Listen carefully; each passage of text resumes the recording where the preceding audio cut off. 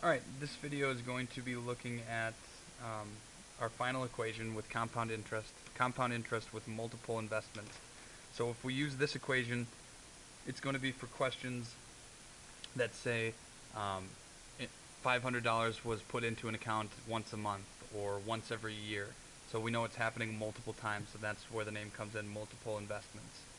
So here's our equation right here. Again, notice we've got to know all the same information. We need to know the principal, we need to know the rate, we need to know the time, how many times is it compounded, and if we know that, we can just plug it into our calculator and let it do its work. So if we do a sample problem together, it says Jordan puts $500 into her savings account every year. Again, we know we're going to use this equation because it's telling us this is happening every year, not just one time, but every single year. Her account earns 4% interest and it's compounded once per year. What will the account be worth in 15 years?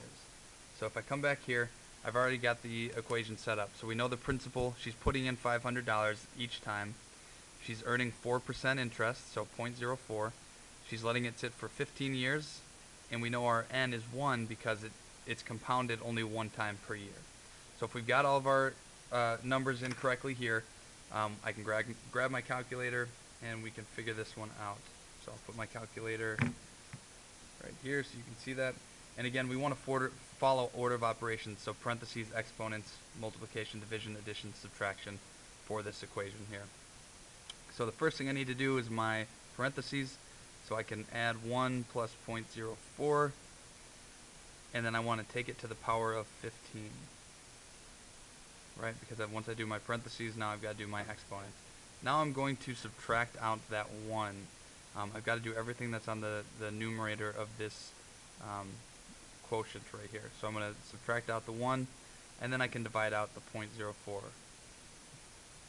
Okay, and that gives me 20.0235. And I'm going to leave as many numbers on the calculator as I can because that's going to give me the most accurate answer. So if I take what I got from here, I multiply it by 500, that should give me the final answer, $10,011.79, and of course, cannot forget my label. Oh, excuse me. And I will box in my answer so we know that's the right answer there. So as long as we know how to do order of operations for these problems and we know what numbers go in where, we should be good to go on them. The number one thing is making sure you follow order of operations once you've got your problem set up.